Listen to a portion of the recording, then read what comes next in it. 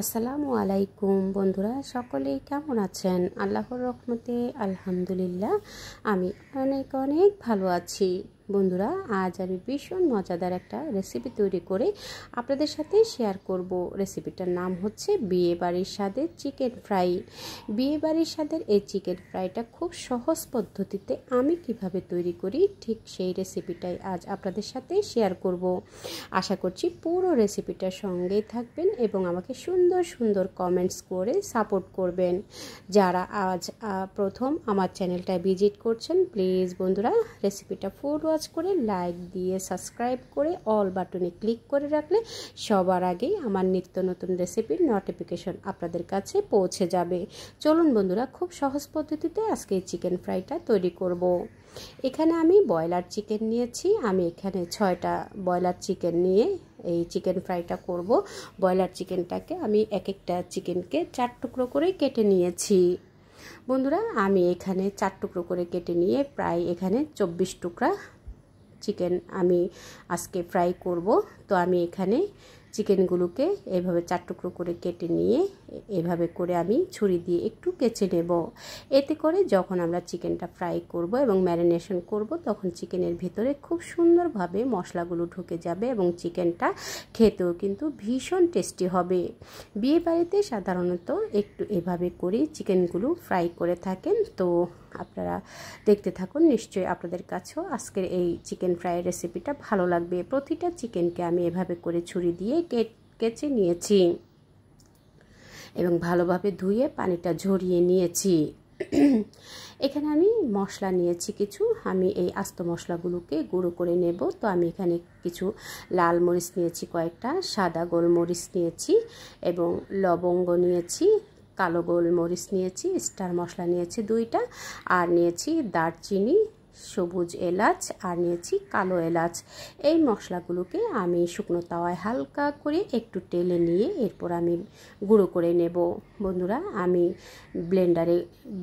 ব্লেন্ডারে মশলাগুলোকে গুঁড়ো করে নেব। আপনারা চাইলে শিলপাটাতে এই মশলাগুলোকে গুঁড়ো করে নিতে পারেন। তো এই মশলাগুলোকে আমি একটু হালকা করে ভেজে নিয়ে ঠিক এভাবে করে আমি ব্লেন্ডারে গুঁড়োটা করে নিয়েছি। এখানে আমার প্রায় হাফ কাপের মতো মশলার গুঁড়ো হয়েছে। যেহেতু আমি 6টা চিকেন রান্না করব, 6টা চিকেনের জন্য আমার এখানে পারফেক্ট একটা মশলা, স্পেশাল মশলা আমি তৈরি করে নিয়েছি। তো মশলাটা আমি সাইডে রেখে দেব। এখন আমি চুলাতে একটা প্যান বসিয়ে দিয়ে এখানে আমি 1 কাপের মতো সয়াবিন তেল দিয়ে দেব। তেলটা একটু গরম হয়ে আসলে এরপর আমি এখানে দিয়ে দেব হাফ কাপ পেঁয়াজ কুচি। পেঁয়াজটাকে একটু হালকা করে ভেজে নিয়ে আমি একটু হালকা করে ভেজে নেব, খুব বেশি গাঢ় কালার করব না, জাস্ট একটু হালকা বাদামি কালার হয়ে আসলে এরপর আমি এখানে দিয়ে দেব আদা রসুনের পেস্ট। আমি এখানে 1 কাপ পরিমাণ আদা রসুনের পেস্ট দিয়ে দেব। আমি আমার উপকরণ অনুযায়ী কিন্তু মশলাগুলো ব্যবহার করব। আপনারা আপনাদের উপকরণ অনুযায়ী মশলাগুলো বাড়িয়ে কমিয়ে নিয়ে রেসিপিটা তৈরি করে নিতে পারবেন।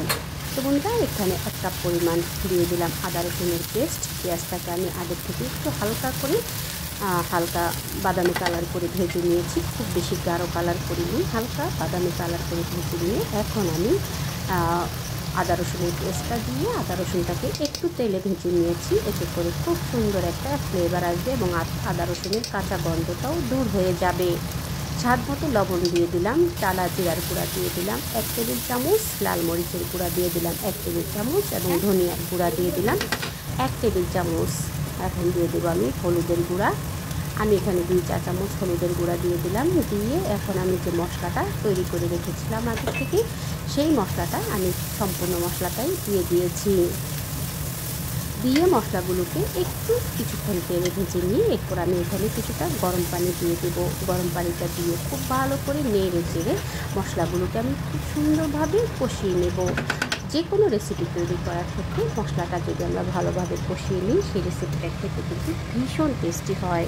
তো বন্ধুরা, আমি কিছুক্ষণ নেড়ে চেড়ে মশলাগুলোকে একটু নেড়ে চেড়ে ঢাকনাটা দিয়ে মশলাগুলো তেল উঠে যাওয়া পর্যন্ত মশলাগুলোকে আমি কষিয়ে নিয়েছি। দেখুন বন্ধুরা, তেলটা ছেড়ে এসেছে মশলা থেকে সুন্দরভাবে, সুন্দর একটা ফ্লেভারও কিন্তু ছড়িয়ে গেছে। এখন আমি কেটে ধুয়ে পরিষ্কার করে রাখা চিকেনগুলো দিয়ে দিলাম। প্রতিটা চিকেন কিন্তু আমি সুন্দরভাবে কেচে নিয়েছি ছুরি দিয়ে। কেচে নিয়ে এখন আমি চিকেনগুলোকে হাই হিটে করে একটু কষিয়ে নেব।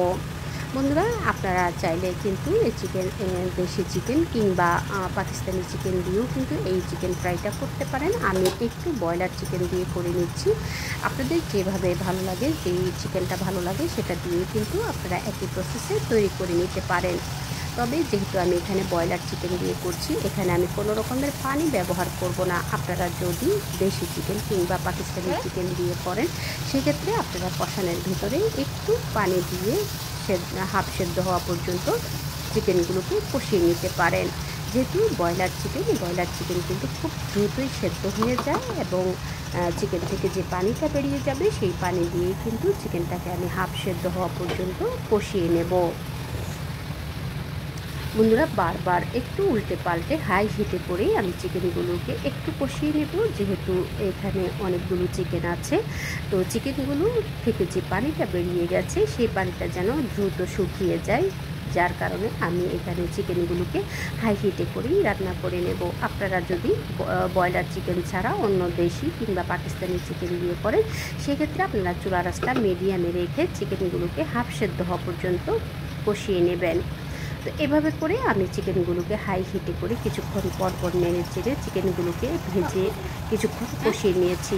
বন্ধুরা, আমার প্যানটা একটু ছোট হয়ে যাওয়ার কারণে একটু নাড়তে কষ্ট হয়ে যাচ্ছিল, তো আমি আরেকটা চেঞ্জ করে আরেকটা প্যান আমি দিয়ে দিলাম। আরেকটা প্যানে চিকেনগুলোকে ঢেলে দিয়ে আবারও হাই হিটে করে নেড়ে চেড়ে বারবার একটু নেড়ে চেড়ে চিকেনগুলোকে আমি কষিয়ে নেব, যাতে করে সব সাইডের চিকেনগুলো সমানভাবে কুক হয়ে যায়। একটু ঘন ঘন নেড়ে চেড়েই কিন্তু চিকেনগুলোকে আমি কষিয়ে নিচ্ছি। বন্ধুরা, আপনারা নিশ্চয়ই খেয়াল করছেন, আমি কিন্তু হাই হিটে রেখে চিকেনগুলোকে বারবার নেড়ে চেড়ে চিকেনগুলোকে কষিয়ে নিচ্ছি, যাতে করে সব সাইডের চিকেনগুলো সমানভাবে কুক হয়ে যায়। তো এভাবে করে আমি কিছুক্ষণ হাই হিটে কষিয়ে নিয়ে যখন চিকেনগুলো হাফ সেদ্ধ হয়ে এসেছে এবং পানিটাও শুকিয়ে যাবে, ঠিক সে সময় আমি চুলাটা অফ করে দিয়ে চিকেনগুলোকে একটু ঠান্ডা করে নেব।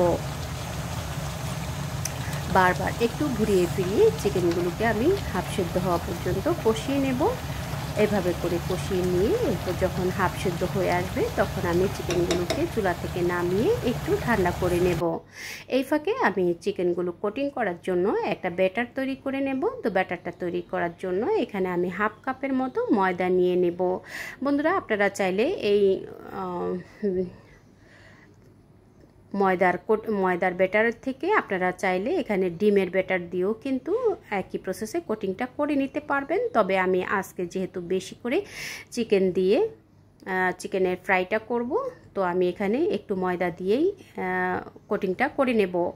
আর আপনারা চাইলে ডিম ভেঙে নিয়ে একই মশলাগুলো দিয়ে আপনারা কোটিংটা করে নিতে পারেন। তো আমি এখানে হাফ কাপ ময়দা, লাল মরিচের গুঁড়া দিয়ে দিলাম 1 টেবিল চামচ, হলুদের গুঁড়া 1 টেবিল চামচ এবং কিছুটা স্বাদ মতো লবণ দিয়ে ভালোভাবে শুকনো মশলাগুলো ময়দার সাথে মিক্স করে নিয়ে অল্প অল্প পানি দিয়ে পাতলা একটা ব্যাটার তৈরি করে নিচ্ছি।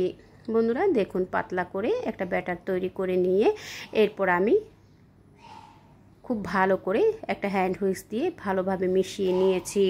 মিশিয়ে নিয়ে এখন চিকেনগুলো কিন্তু আমার ঠান্ডা হয়ে গেছে। এখন আমি ব্যাটারে চুবিয়ে, ময়দার এই ব্যাটারটা চুবিয়ে এরপর আমি ব্রেড ক্রামে এভাবে করে কোট করে নেব। তো বন্ধুরা, এটা দেখে বুঝে নেবেন আমি কিভাবে করে নিচ্ছি। আপনারা সকলেই কিন্তু কম বেশি এভাবে করে তৈরি করতে পারেন চিকেন ফ্রাই। আমি যেভাবে করছি ঠিক সেই পদ্ধতিটাই আপনাদের সাথে শেয়ার করলাম। তো বন্ধুরা, একইভাবে আমি প্রতিটা চিকেনকে এভাবে করে ময়দার ব্যাটারে চুবিয়ে এরপর আমি প্রতিটা চিকেনকেই ব্রেড ক্রামে কোট করে নেব। একই প্রসেসে সবগুলো চিকেনকেই আমি একই প্রসেসে এভাবে করে ময়দার ব্যাটারে চুবিয়ে নিয়ে এরপর আমি কোট করে নেব। আপনারা যদি ডিম দিয়ে করেন, সেক্ষেত্রে আপনারা কিছুটা গোলমরিচের পাউডার এবং স্বাদ মতো কিছুটা লবণ দিয়ে ডিমটাকে খুব ভালো করে ফেটিয়ে নিয়ে এরপর আপনারা ডিমের ব্যাটারে চুবিয়ে নিয়ে তারপরে ব্রেড ক্রামে কোট করে নিতে পারেন। তো বন্ধুরা, দেখুন সম্পূর্ণ চিকেনগুলো কিন্তু আমার কোট করে নেওয়া হয়ে গেছে। এইভাবে করে আমি 15 থেকে 20 মিনিট আমি চিকেনগুলোকে ফ্রিজের নর্মাল চেম্বারে রেখে দেব। এতে করে যে আমরা বিস্কিটের ব্রেড ক্রামের কোট করে নিয়েছি সেগুলো সুন্দরভাবে সেট হয়ে যাবে।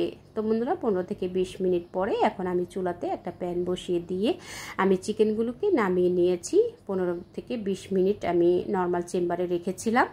আর এভাবে চাইলে আপনারা এয়ারটাইট বক্সে ভরে ডিপ ফ্রিজে ফ্রোজেন করে আপনারা সংরক্ষণ করতে পারেন। যখন প্রয়োজন তখন আপনারা ডিপ ফ্রিজ থেকে বের করে চিকেনগুলোকে ভেজে নিতে পারেন। এখন আমি চুলাতে পর্যাপ্ত পরিমাণে তেল দিয়ে দিলাম। তেলটাকে হাই হিটে করে গরম করে নিয়ে এরপর আমি প্যানে যে কটা চিকেন ধরে সেই অনুযায়ী চিকেনগুলো আমি দিয়ে দিব। দিয়ে আমি 2 থেকে 3 মিনিট চিকেনগুলোকে এক পিঠ ভেজে নেব এবং হাই হিটে করেই ভেজে নেব এবং চিকেনগুলোকে উল্টে নিয়ে এরপর আমি মিডিয়াম আঁচে করে একটু ধৈর্য সহকারে 10 থেকে 12 মিনিট উল্টে পাল্টে চিকেনগুলোকে একটু ভালোভাবে ভেজে নেব। এতে করে চিকেনের ভিতরে খুব সুন্দর একটা জুসি ভাব থাকবে এবং উপরটা সুন্দরভাবে ক্রিস্পি হবে। তো বন্ধুরা এভাবে করে আমি এখন 2 থেকে 3 মিনিট ভেজে নিয়েছি। ভেজে নিয়ে এরপর আমি চিকেনগুলোকে উল্টে দিচ্ছি। চিকেনগুলোকে উল্টে দিয়ে এরপর আমি চুলার আঁচটা মিডিয়ামে করে দেব।